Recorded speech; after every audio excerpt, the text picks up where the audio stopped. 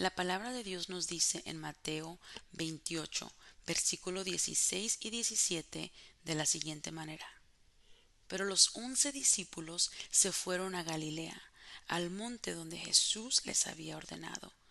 Y cuando le vieron, le adoraron, pero algunos dudaban.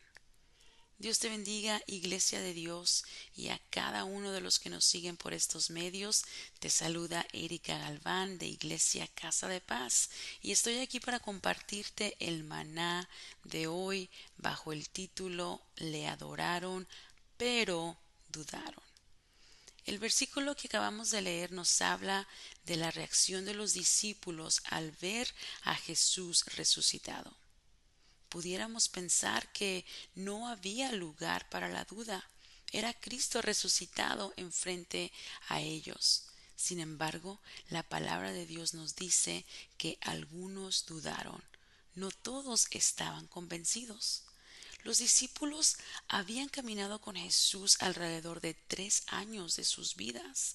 Durante ese tiempo pudieron ver muchos milagros, pudieron ver leprosos sanados, pudieron ver el ciego que recuperó la vista, pudieron ver el paralítico que caminó otra vez, pudieron ver la milagrosa multiplicación de los peces y los panes, pudieron ver cómo Jesús resucitó a Lázaro de la muerte.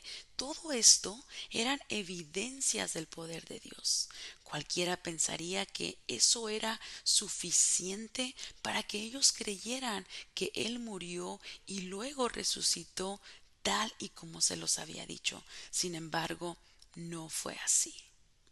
Después del pecado de Adán en el huerto del Edén, Dios se hizo invisible, entre comillas, para el ser humano. Después, Dios se encarnó en Jesús. Jesús es 100% Dios y 100% hombre. Por lo tanto, podemos decir que los discípulos habían podido presenciar de manera directa todo acerca de Dios. Quería decir que ellos habían visto qué era lo que le enojaba a Jesús, qué era lo que hacía llorar a Jesús. Ellos lo habían conocido de una manera directa por 3 años. Hoy, después de más de 2000 años, la humanidad sigue incrédula, sigue con dudas. Es verdad que no tenemos ahora a Jesús físicamente frente a nosotros, pero tenemos su palabra. Su palabra es su voluntad para con nosotros, sus deseos para nosotros. Y me atrevo a decir que aún el día de hoy dudamos de lo que Él nos dijo ya en su palabra. Me atrevo a decir esto porque cuando veo lo que dice en su palabra en Mateo 6, 19 al 20, que dice: no amontonen riquezas aquí en la tierra, donde la polilla destruye y las cosas se echan a perder, y donde los ladrones entran a robar.